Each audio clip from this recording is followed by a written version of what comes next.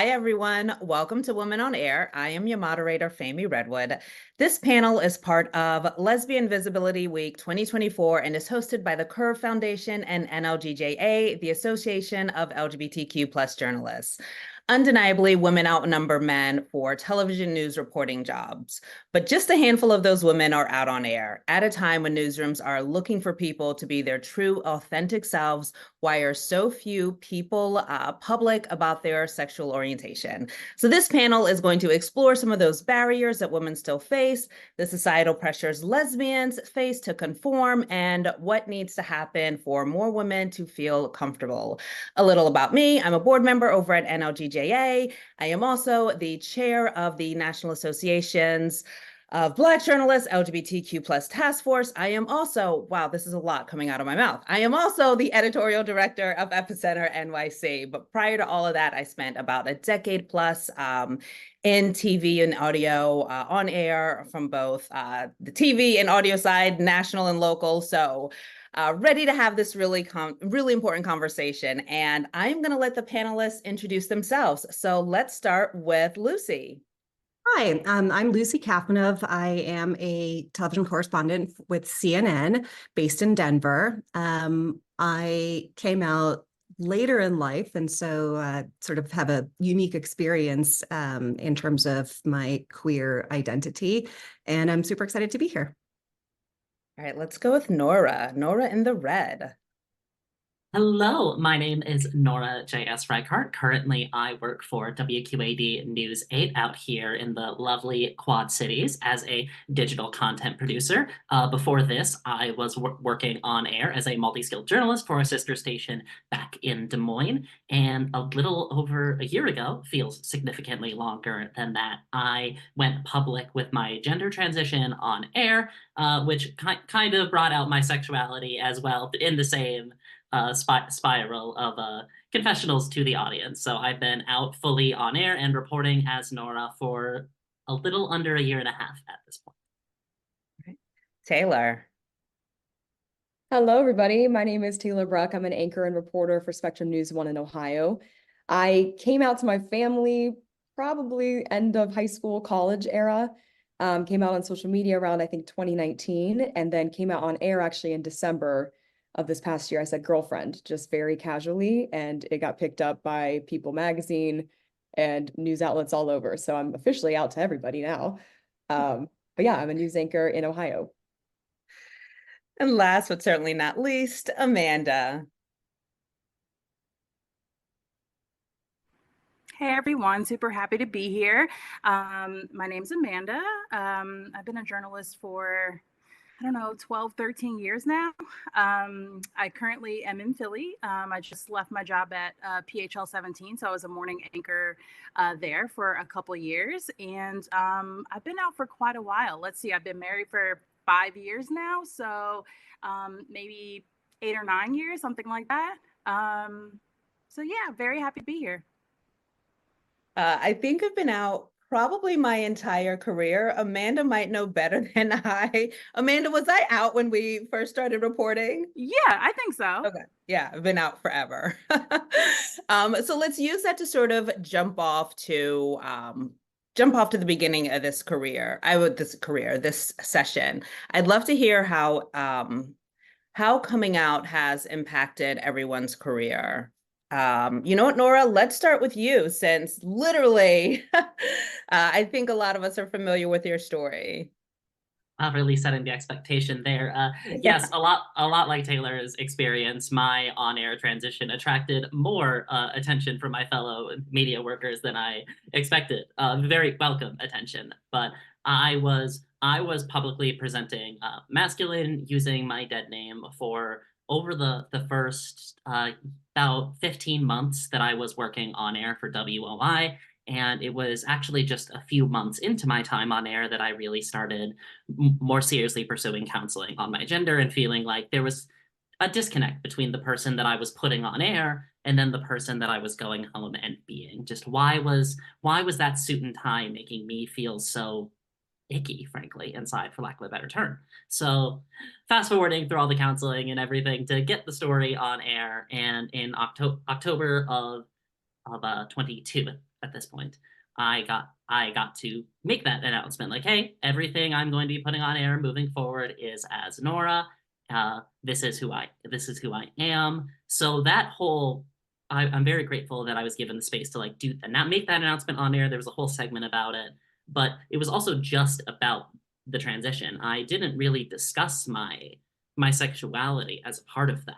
That was something that I almost just deliberately left as pieces for others to pick up if they wanted to dive in that much about me. I very much do consider myself a lesbian. I was in a long-term romantic relationship while I was juggling my life as Nora and being out on air. And I'm very grateful that I was able to be given that sort of space where my station and my colleagues wanted to say, okay, this is a bit of an uncommon situation. Let's do some educating on this because we have a unique path to engage the audience with this. And that's not something that everyone gets. And to this day, it's something that I'm really grateful that I was able to receive. And I've really, since coming out, tried to give other outlets that same advocacy and say, let your queer reporters have these spaces to make these identities a lot less foreign to your audience members, especially in areas that they might not be getting as much of that exposure. Before we jump into someone else telling their story, which I definitely want to hear, but Nora, I'd love if you could talk a little bit about, do you think any of this impacted the relationship that you had with your audience? Because undeniably there's our work, but then there's also our audience, which is sort of a part of our work. Oh, absolutely. Part of that unique position I mentioned towards the end was that, like I said, at that point, I had been on air for over a year as the dead name, and you build up a certain amount of audience recognition, trust. Like I was by no means like the most famous reporter in my market, but I was someone who was getting recognized in public every once in a while. So there was some amount of audience engagement there. And so when I got to come out, it made something that can feel really distant when your only exposure to queerness and trans topics is through headlines. It feels much more personalized to have someone say, hey, this is who I am. I want to talk about that. And it feels a lot more accessible. And I'm really happy to say that, frankly, more people made good use of that grace than not. Like there was certainly hate mailers with relative frequency. There were also a lot of people sending very, very kind messages that the visibility meant something to them or for members in their family, or people who just frankly didn't have much understanding one way or the other, saying, hey, you seemed really happy in that piece. And that just small gestures like that can really go a long way towards bringing someone's understanding forward. Like they're certainly not going to have everything that I know about transitioning and gender theory overnight, but it shows a genuine interest. And being willing to take that first step with someone has done me a lot more good than bad. I'll put it that way. Does that resonate with anyone else?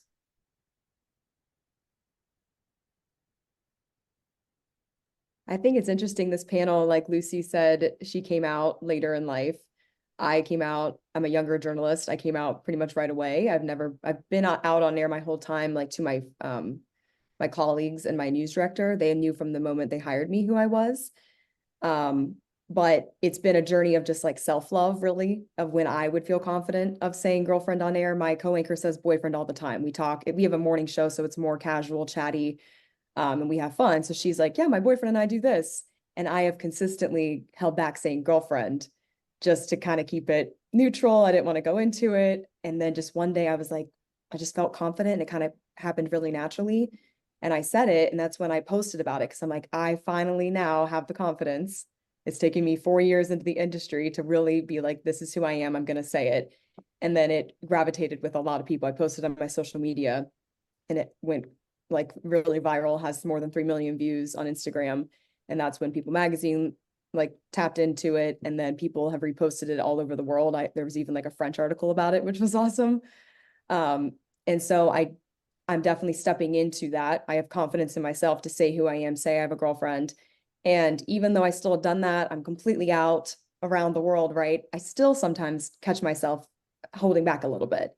So I think partly it's just like a journey of self-love and acceptance. I think the viewers have responded really well. I think some people didn't even catch on because girlfriend's such a loosely thrown out term. It could have been my friend, right?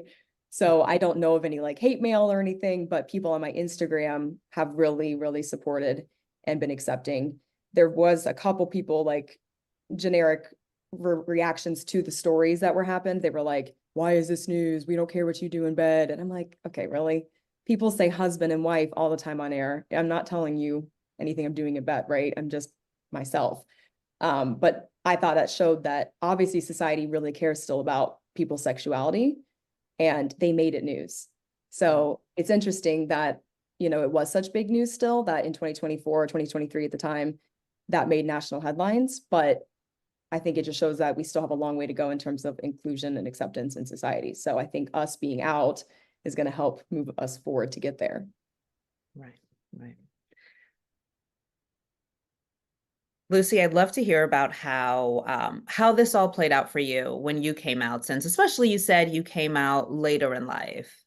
Yeah, it's interesting because I almost had the opposite experience in the sense that it was easier for me to come out professionally and on social media than it was, you know, with my family. I actually put up the pride flag next to my name on Twitter a year before I even spoke to my family about my sexual orientation, you know, which I think is a testament to how far we've come as a society in terms of where we are culturally within the news organization world. For me, you know, I'm an immigrant. My family and I immigrated from Russia when I was 7 years old. You know, my parents are wonderful people, but you know, still have some sort of outdated beliefs. And my best friend growing up in my childhood was a lesbian, and in hindsight, also my first love. And I had the lived experience of, you know, in middle school and high school, almost every day hearing my mother say, oh, I feel so bad for her mother. Oh, I hope you don't turn out to be that way. And in addition to the pressure to sort of like save my family professionally and financially, I really internalized that homophobia, which I think led to, you know, many years of repression. And so coming out later in life, like the bigger challenge wasn't coming out to the public, it was coming out to myself. And I actually remember the moment that I mean, there's always inklings and suppressions, inklings and suppressions, inklings and suppressions. And there was a literal moment where it felt like I fell in love with a woman. And I remember the moment, it was like, it felt like my water broke. And as this like water drained out of me, this realization of like who I was, it permeated through me. And the beauty of it was because it happened later in life, I was like, I am not willing to sacrifice another moment, like not living my authentic self. And it gave me so much power to transform how I presented, like how I dressed, who I was, how freely I spoke. And it really helped me break through these internalized conformities that I think you know, I both inherited and also just absorbed as like a woman in our modern society. What I love most about, or one of the reasons rather I was so excited about this panel is because everybody has these very different experiences. And so far we've heard three very different experiences. Throwing the spotlight on Amanda, one of the things that I love about you and the representation you bring is not only are you out on air, not only are you a lesbian, but you are also Black. And we all know that we don't really see too many Black folks out on air, but you're also this new mom. And you talk about, when I watch your clips online, you talk about these things. And FYI, everybody, Amanda has the most adorable daughter. And if I could steal her, I absolutely would. Yeah, she's definitely a cutie pie. My favorite person in the world. But yeah, so you know, it is a challenge. I think that we know statistically, a lot of people of color, specifically Black people, watch the news, and they start out being really excited to see you there, right? In addition to me being a Black woman and also a lesbian woman, I also wear my natural hair on camera, right? So I have like all these all these things that I do that sort of a normal, like typical news anchor wouldn't. and they first start out being like, oh my gosh, I'm so happy to see you there, I'm so happy to see that you're wearing your natural hair, and then I feel like sometimes I get a mixed reaction once people find out that I am a lesbian, right? So sometimes I get, oh, like, that's really cool, my daughter is blah blah blah blah blah, whatever.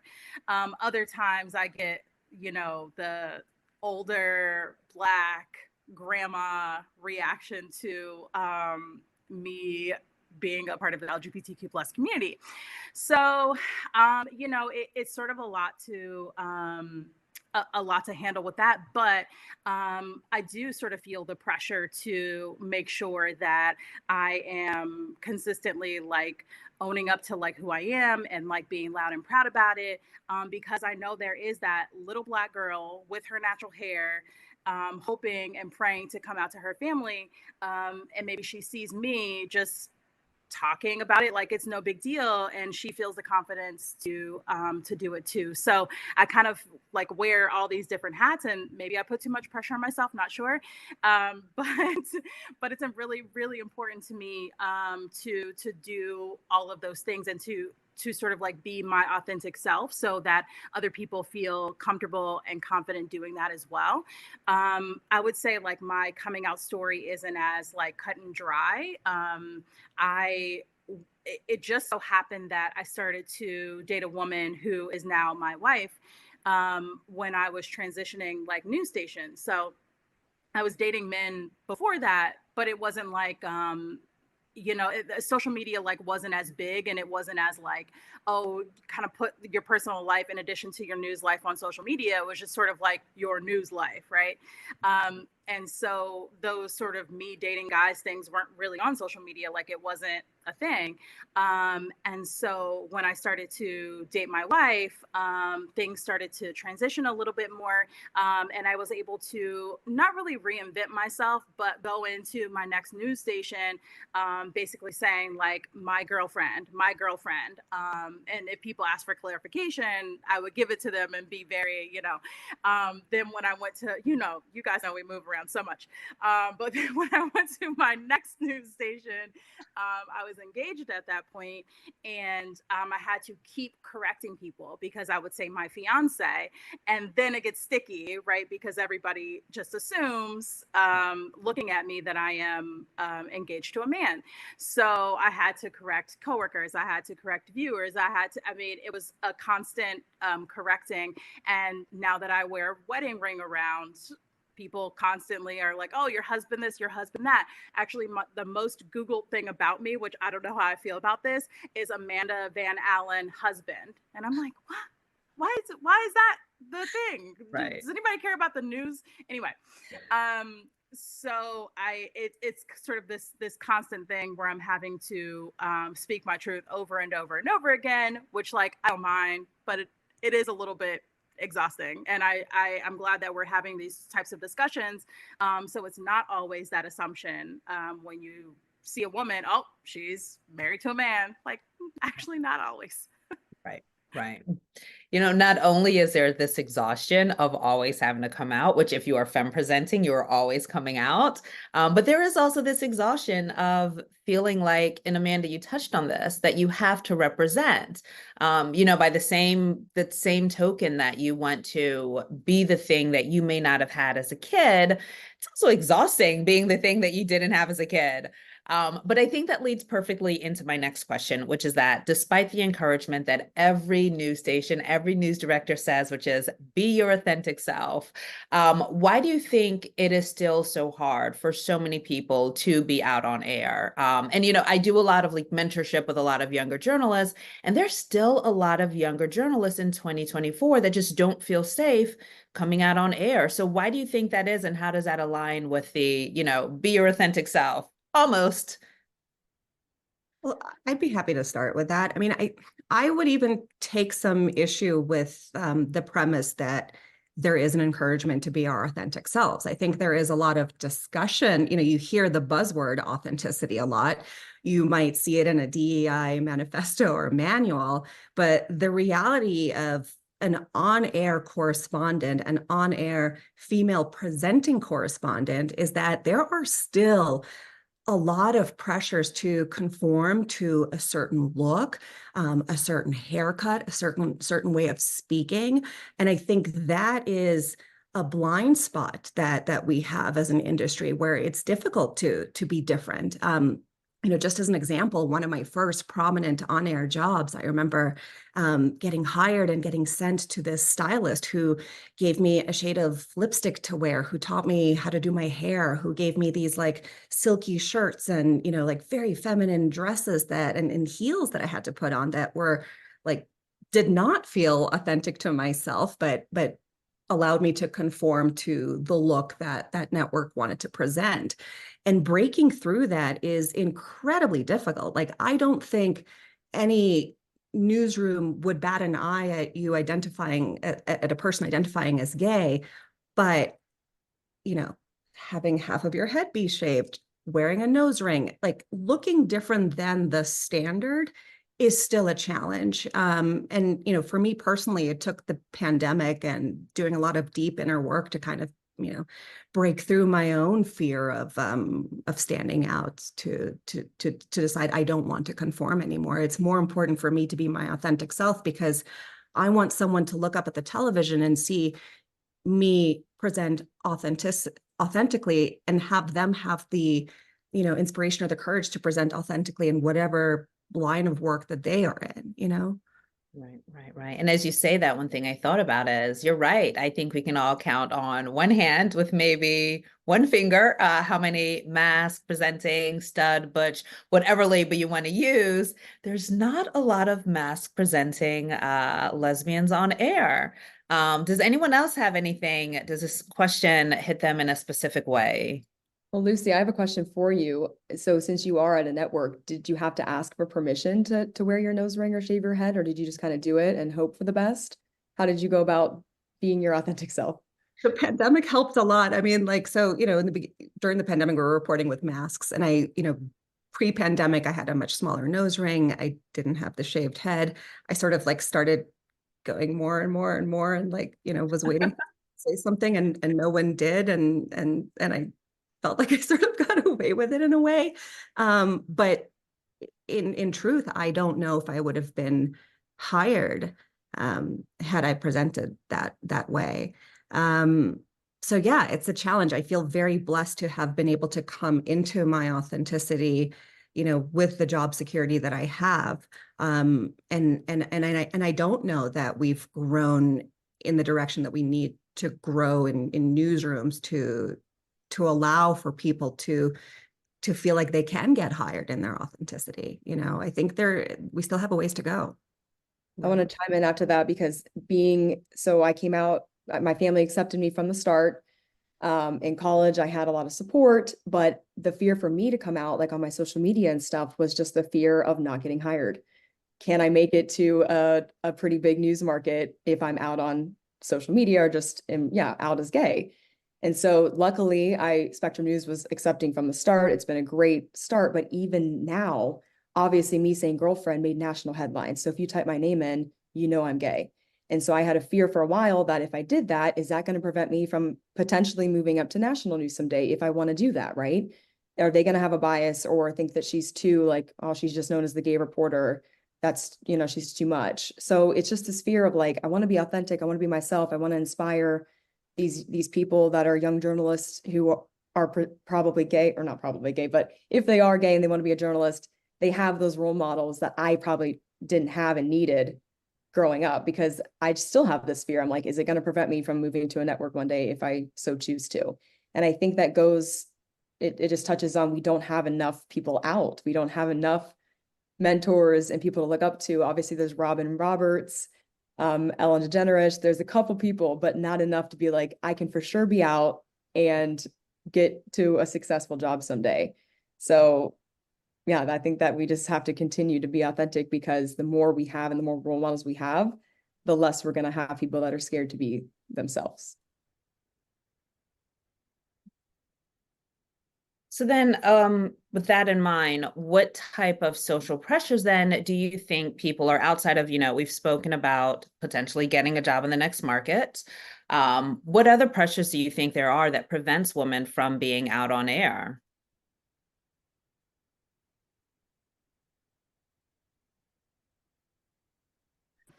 I I know for guess. me. Oh, Oh, I'm sorry, sorry. Go Amanda. ahead, You Nora.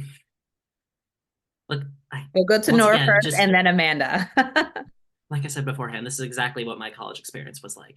So I think that what really stuck out to me, and this is something Lucy kind of touched on in your last answer, is this idea of there is authenticity as a brand tool, like an openness with the audience and a feeling like you're not quite just a talking head all the time, that there's some connection there. And then there is authenticity as embodied in your day-to-day life, and sometimes it actually feels like those are two different aspirational things, or at least that's how it came to me, because while as happy as I was to go public with my transition, there were absolutely things that I was holding back in pursuit of trying to keep it more palatable.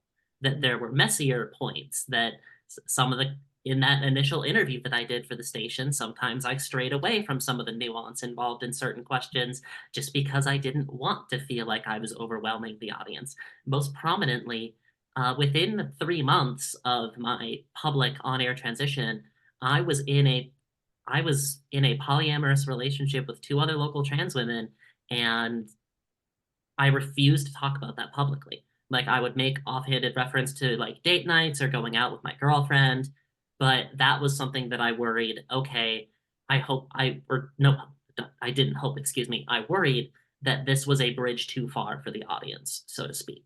That would be, they gave me the grace with the transition. They were even okay with me being like otherwise openly queer, but this idea of me being a poly person at that point in my life, I really worried about the stigma that that carried, and I kept that secret. So even as certain things are slowly becoming easier to say on air, even if they're really still getting noticed when they are said, there's also things that still just aren't quite there yet. And I think that it creates a lot of pressure on queer women in the newsroom to try and create this authentic version of themselves that still isn't totally themselves. Right, right, right. I would also like to add I think what I kind of worry about the most is like this. I don't want to say the safety, but that's the best word that I can think of. Like the safety and security, like of my family. Those are things that I really think of a lot. And so, I'll post my wife on my social media, and just going out, like whatever, but like still pretty sparingly. Not that people don't know that I have a wife. Like people are pretty clear about that. But just because like I want to protect like her privacy, and like if anybody were to, it's Philadelphia, it's market number 4, people are pretty darn accepting here. But if that wasn't the case for like some people, I would want to like protect her privacy.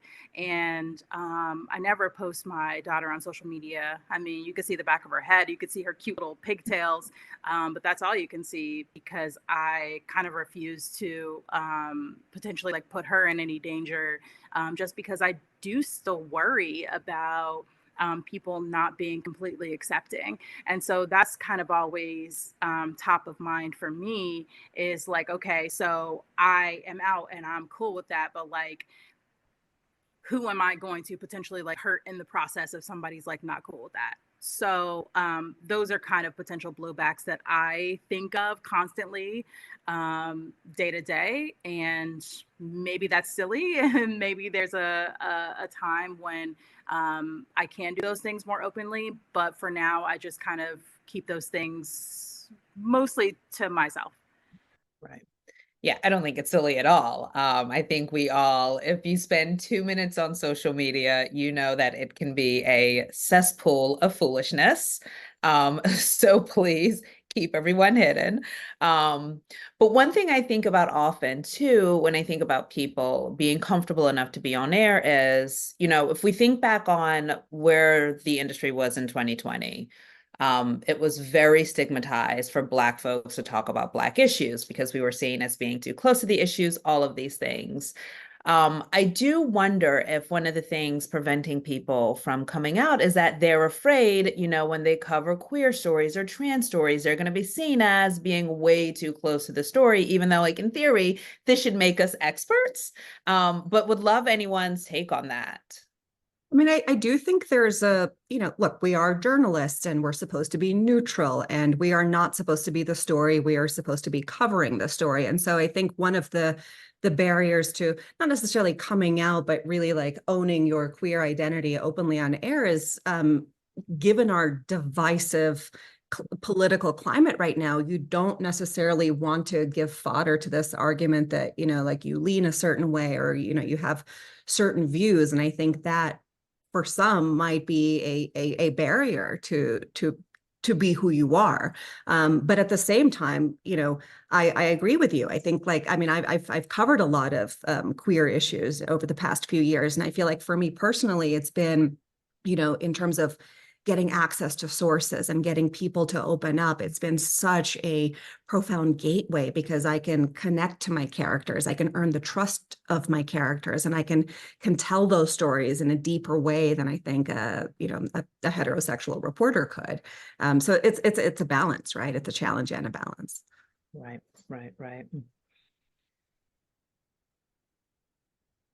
Nora, when you came out, did you worry about this at all? This sort of being too close to the issue or your expertise being seen as a negative rather than a positive? Oh, absolutely. I think for me specifically, the tone was kind of set in March 22. So before I was publicly out, I started my on HRT, my hormone replacement therapy, February 22. So I was still publicly masked at work. I was just starting the process of starting to navigate some of that stuff in my personal life, but I was very quietly on HRT and just doing my job under my dead name. And it was that March 22 when Iowa passed the trans athlete ban in our state. And that was kind of, quote unquote, the real opening shot as we've started to see a lot more of that similarly anti-trans legislative push, as we've started to see it a lot of states in the union, unfortunately. So, but that was really hard for me because at that point I was still deeply closeted and was kind of having to confront like, okay, this is not going away in the foreseeable future. And even at that point, I kind of realized like, if I do intend to take this on air, I'm kind of going to have to be ready to just plant my flag, unfortunately, in the culture war. And I don't really see that necessarily as my aspiration. Like, I just wanted to do my job and be trans on air and make sure that stories about people like me were being reported on and reported to the best of their abilities. But it felt like just choosing to be on air was in and of itself a stance. Right. And arguably it is also similarly unfortunate that that is a consideration, that even just choosing to go in that public direction was something that is going to attract audience attention. And there were some local like radio commentators and those sorts of folks who picked up on my story with like less than pleasant things to say, and there was some people getting riled up about that, but nothing that ever came of it, fortunately. But it was just that sort of that cognizance that I realized before I committed to doing the on-air announcement, because there was a part of me that first thought, hey, I'm just going to come back and I'm just going to put the new name in the lower third and we're not going to talk about it anymore deeply than that. So I'm glad that I did, or I'm glad that I announced my transition and my queerness how I did, but I also understand that that stance is still really hard to take. And I was worried that it was going to mean that I had to pull myself back from future coverage as those topics returned. And I'm very fortunate that wasn't the case, and that I was given the resources to cover them, or I was able to provide resources and education for our other reporters who were taking some of them on when I was on other stories. And that was very gratifying. And I talked to some of my fellow trans people who work in this industry, and it demoralizes me so much how that is not more common, that so much more often they feel so shoved aside on these topics. And it's also one of the reasons that I've tried to be so frankly out about being like, please let us talk about these, because our life experience is not bias. It is education on these topics that cis and straight audience members don't have. And there is value in having those perspectives and someone with that identity bringing it to an audience. With that in mind, I'd love to hear, for any younger journalists that might be watching, I'd love to hear any tips that you all have in helping them sort of let their news directors know that, listen, I can be a part of this community, but still cover this. What have you all said or done with your news directors to help ease those fears? I would actually say that I have sort of the opposite problem. So I feel like whenever there's a story about Black people, whenever there's a story about the LGBTQ plus community, they're like, Amanda, we really think this is a story for you. And I'm like, really? Like nobody else could cover these things. So I mean, I'm happy to do it. And obviously like I bring a level of expertise, but I've also been incredibly vocal about the fact that like everybody needs to be covering these stories because it is not a me issue. I should not be the face of these things. Everybody should be doing their part because they're just important stories in the community. So I guess like what I would say to young journalists is when you have these opportunities to stand up and kind of do these stories, great, like take them, do them to the best of your ability. But if you are in my situation, or were in my situation, I should say, just make sure that you don't get pigeonholed into just doing those stories, and you also speak up, because I think it's important for sometimes news directors just think like, oh, she's got it, she's the Black gay person, but it's also just really, really important for everyone to be participating, because these aren't stories of the Black gay community, these are just stories of the community, and it's really important for everybody to kind of like do their part. Right, right. I think that's interesting. I love those stories, so I like when they bring them to me, because I got into this industry because I wanted to specifically give a voice to marginalized communities and uplift underrepresented communities. And that all stems, I think, from me being gay. I just wanted to make sure voices were heard. So I love when they're like, Taylor, do a Pride Month special. Taylor, do this. Because that's like what I want to cover. I do a lot of diversity, sustainability, and I cover anything related to Intel coming to our state. So I still do a wide range of things, but I love when they are like, you got this. And I think it goes, I think they do it because they know I have community contacts and I've built a lot of trust with LGBTQ organizations, and especially because of the political climate, they don't trust all reporters. They don't want to give people like for us to talk to everybody. So I've been told like by a couple of organizations, you're at the top. We like rank reporters in terms of feeling safe and being able to talk to them. And I'm at the top of the list because of the stories I've done and how I ask for pronouns before I interview them. Just little things that I think some straight people wouldn't know to do. And then that opens up a wider conversation of like, if you do have a news organization, we have something called like a diversity and inclusion task force, where we meet once a month and we talk about how we can be more inclusive.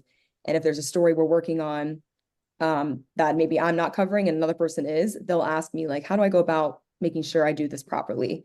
And then that goes, back to any stories about the Black community. It's not just with the LGBTQ, but just collaborating as journalists so that we're all making sure we're being as inclusive as possible and not kind of, I don't know the word, but making anyone mad or disrespecting certain communities that we work with.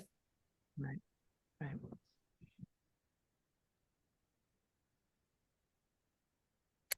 All right, before we head on to the next question, does anyone else have anything before we head on?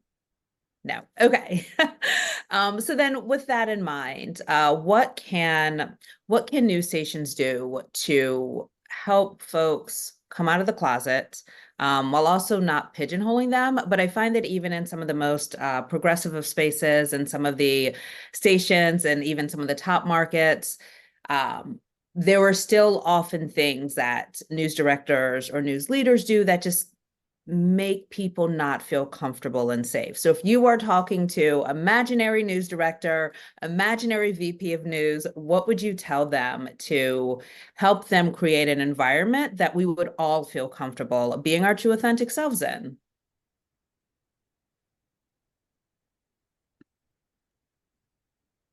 I can hop to the start for this one because I can remember the thing that my ND did when I first came to him about the transition, because the way I instigated that conversation was that basically around that point I was like 4 or 5 months HRT. So there were changes in my face that were starting to become visible. I had my nails painted, and every so often that would be visible during a live shot. I was starting to fill in my brows a little bit, and we would get emails every so often about there was I remember distinctly there was a live shot that I did at the state fair where I held up my fingers with the number 3 on them, and we got emailers being like, "Why does that man have his nails painted?" And that was kind of finally the instigator for me to be like, okay, let's talk about this a little bit. And after that, shortly after that conversation, we had a lot more private meetings about this, as I was kind of keeping it between me and the EP and the ND at that point, slowly looping in more people. Was during our second or third meeting about all of this, he very upfront was just like, "Hey, I've been trying," because he's an older guy, Texas, good old boy. And he was like, "Hey, I just want to put this out there that this is kind of newer for me. So I've been trying to do some reading on this on my own, just get some information." It's that step means a lot. It is a small step, and you can argue that it is a bare minimum type of thing. But to have someone in a position of authority, an older white guy that I worked for, be like, "Hey, I want to know more about this, so I've been trying to learn more about it," that just that first step of showing that genuine desire to know more about me and my community and the type of life that I'm living speaks so well to the value of an organization, and just showing a willingness to do that work, and that not introspection, that's not the right term, but that just research, frankly. And I really encourage that. I tend to be pretty open with hey, if people want to ask me questions respectfully, I will answer. But I know not everyone is comfortable with that, and I don't want the standard to be, "Hey, go to the token X on your staff and get the answers from them." That's not a viable long-term solution. So just showing that interest in being willing to take some of that initiative by himself really set the tone that, okay, I think I can really be Nora in this newsroom and not stuck as the other person that I've been broadcasting as thus far. So just showing that really genuine interest matters. Right, right. As you say that, I thought about, I think probably the place that I felt the most comfortable was 1010 Wins. I had my former brand manager, Ben, was amazing. And we would have conversations. He would ask me about the most mundane things about what'd you and your wife do this weekend? We watch Netflix. Those really mundane moments where we're just treated like everyone else because that's what we did. We watch Netflix.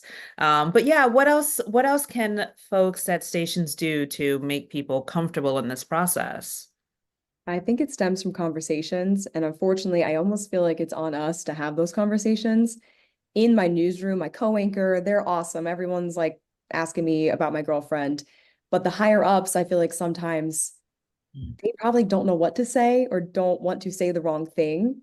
So they're probably not going to engage in a conversation if they're just not super well versed on that topic, or, they just don't want to get the station in trouble, right? If they're just scared of saying the wrong thing. So I think it's almost on us that if we want to have that open dialogue, especially with higher ups and news directors, we have to kind of start it and go in and just say who we are, how are we doing? Let's have this open dialogue, because I don't know if they would necessarily start it with us. And it is very intimidating. I mean, they don't know what I'm thinking, right? But I almost wish they would say, "Hey, Taylor, I saw you, you have a girlfriend. Let's talk about, are you scared to come out on air? Have you said girlfriend before?" Kind of start that conversation. But they might not, be ready to do that.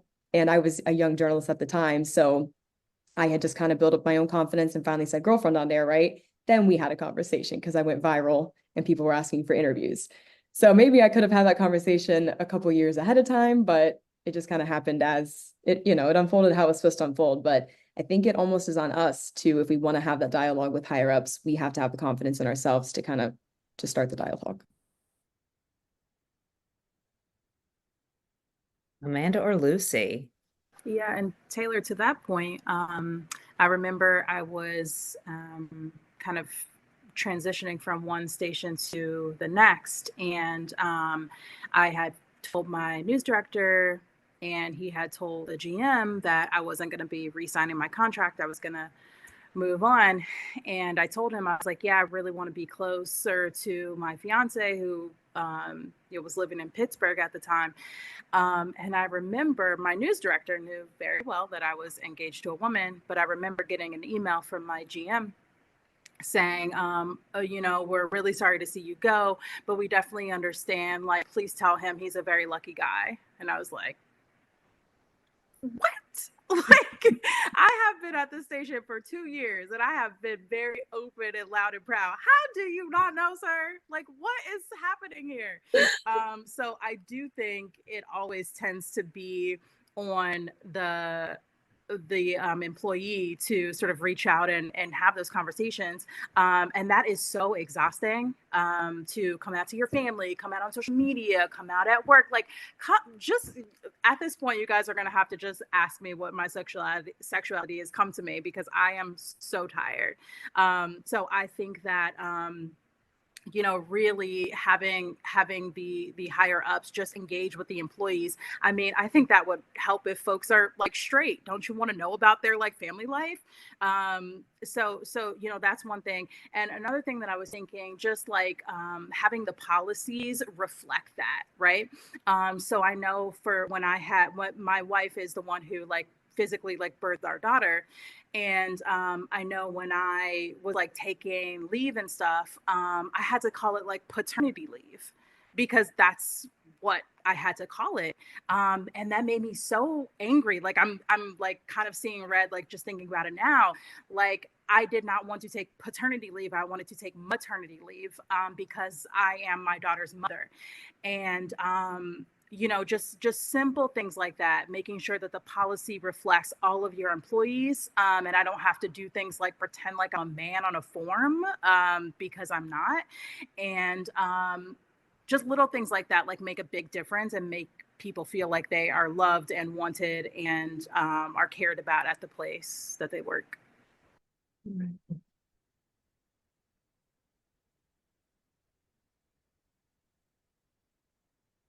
Lucy.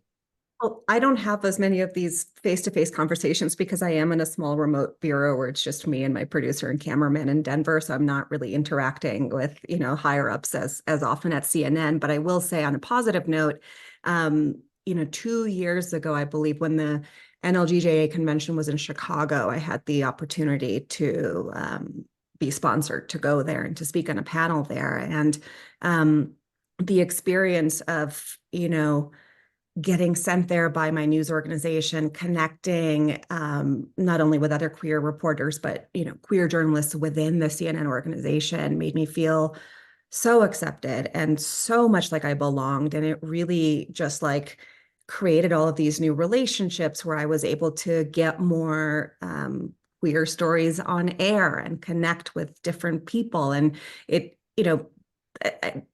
that really, really boosted my ability and my confidence and being authentically myself on air. That is the perfect segue to our last question. I'd love to end this on a positive note. I would love for any moment of inspiration or anything that sort of reaffirmed your decision in being out on air.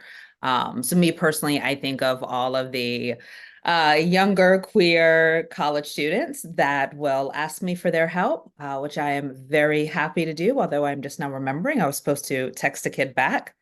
I will do that. But that said, any moment of inspiration that just reaffirmed you made the right decision?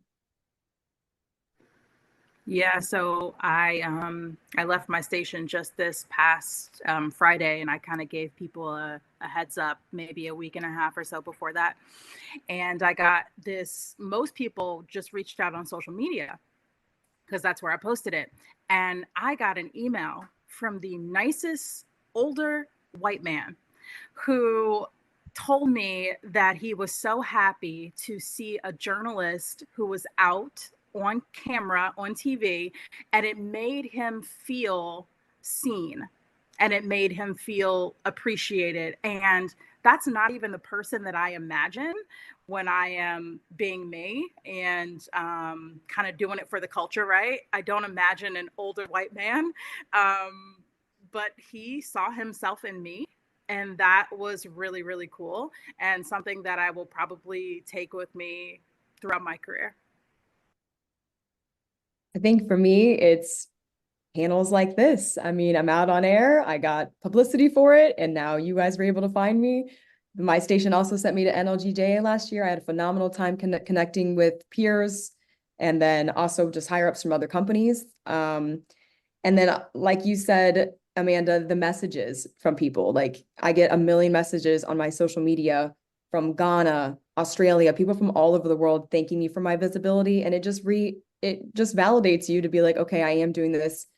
This is impacting people's lives positively, whether they are journalists or just watch us on TV. Like a community has a lot of different people in it, and there are a lot of gay people in communities and just LGBTQ plus people in communities. So that the people messaging, I think, is the validation I need. And then also just having conversations with you all wonderful people.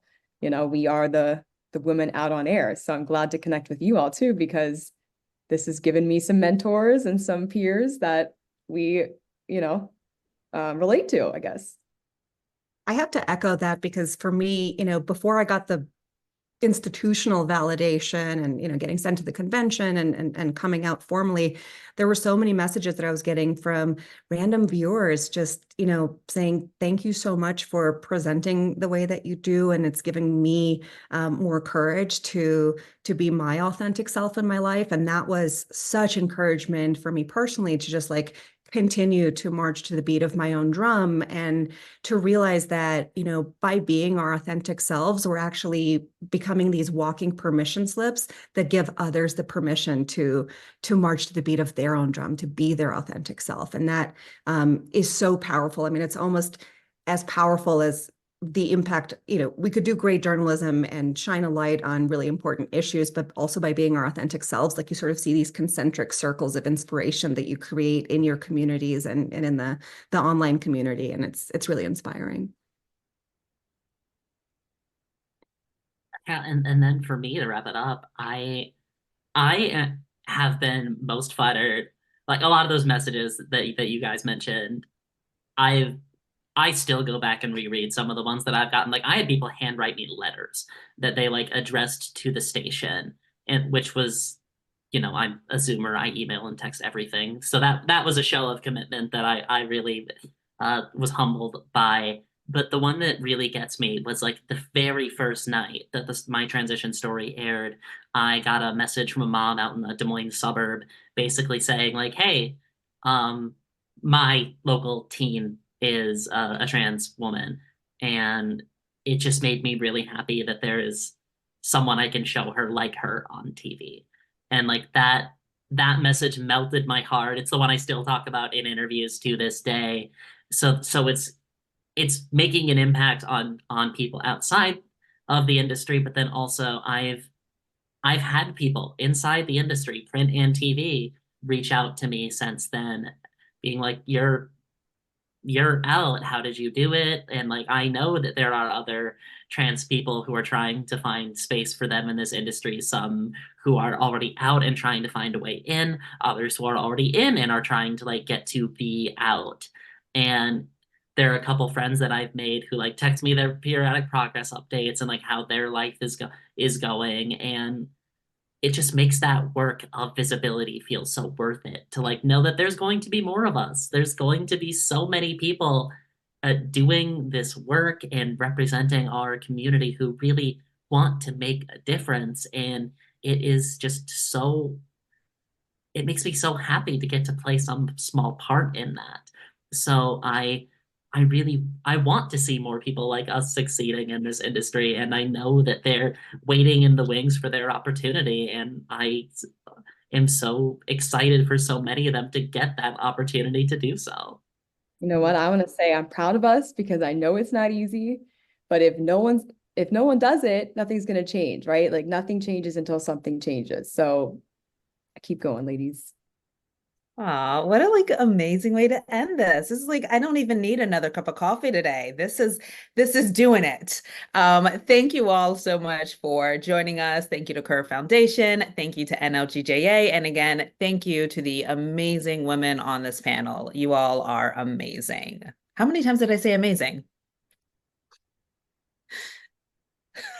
Okay, Amanda, we don't need you counting. Just calm down there.